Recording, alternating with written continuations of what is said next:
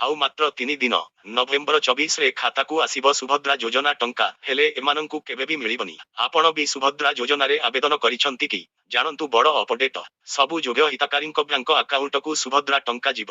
November 24ରେ ପ୍ରଥମ କିସ୍ତିର ତୃତୀୟ ପର୍ଯ୍ୟାୟ ଟଙ୍କା ଆସିବ ବୋଲି ଉପମୁଖ୍ୟମନ୍ତ୍ରୀ ସୂଚନା ଦେଇଛନ୍ତି। ତେବେ କେଉଁମାନଙ୍କ ଖାତାକୁ ସୁଭଦ୍ରା ଟଙ୍କା ଯିବ ଆସନ୍ତୁ ପୁରା ଜାଣିବା। କେଉଁ ବ୍ୟାଙ୍କ ଖାତାକୁ ଟଙ୍କା ଯିବ ଓ କେଉଁ ଖାତାକୁ ଟଙ୍କା ଆସିବ ନାହିଁ। ବ୍ୟାଙ୍କ ଖାତାରେ ଆଧାର ଇକେୱାଇସି ସମସ୍ୟା କିମ୍ବା ଅନ୍ୟ କୌଣସି ଅସୁବିଧା ଯୋଗୁଁ ସରକାରଙ୍କ ତରଫରୁ ଟଙ୍କା ପଠାଯାଇଥିଲେ ମଧ୍ୟ ପହଞ୍ଚିବାରେ ବିଳମ୍ବ ହେବ କିମ୍ବା ଅଟକି ଯିବ।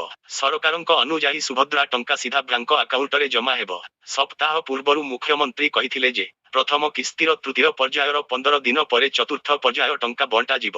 ତୃତୀୟ ପର୍ଯ୍ୟାୟ ଟଙ୍କା ଯଦି 24 ତାରିଖରେ ବଣ୍ଟନ କରାଯିବ ତେବେ ଚତୁର୍ଥ ପର୍ଯ୍ୟାୟ ଟଙ୍କାକୁ ନେଇ ବି ସୂଚନା ଦେଇଛନ୍ତି ପ୍ରଭାତୀ ପରିଡ଼ା। ତେବେ ଜାଣନ୍ତୁ କେଉଁମାନଙ୍କ ଆକାଉଣ୍ଟକୁ ଏହି 3 ପର୍ଯ୍ୟାୟ ଟଙ୍କା ଯିବ ନାହିଁ। ସୁଭଦ୍ରା ଯୋଜନାରେ ସାମିଲ ହେବାକୁ ଥିବା ମହିଳାଙ୍କ ବୟସ 1 ଜୁଲାଇ 2024 ସୁଦ୍ଧା 21 ବର୍ଷରୁ କମ ହୋଇ ନଥିବା ଆବଶ୍ୟକ। ସେହିଭଳି 60 ବର୍ଷରୁ ଅଧିକ କୌଣସି ମହିଳା ସୁଭଦ୍ରା ଯୋଜନାରେ ସାମିଲ ହୋଇପାରିବେ ନାହିଁ। ଏମାନେ ଯଦି ଆବେଦନ କରିଥିବେ ତେବେ ନାଁ କଟିଯିବ।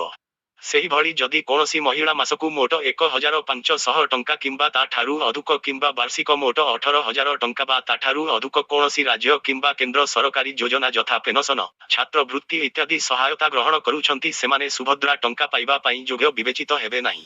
ସେହିଭଳି ଆୟକର ଦେଉଥିଲେ ଏହି ଯୋଜନାରେ ସାମିଲ ହୋଇପାରିବେ ନାହିଁ।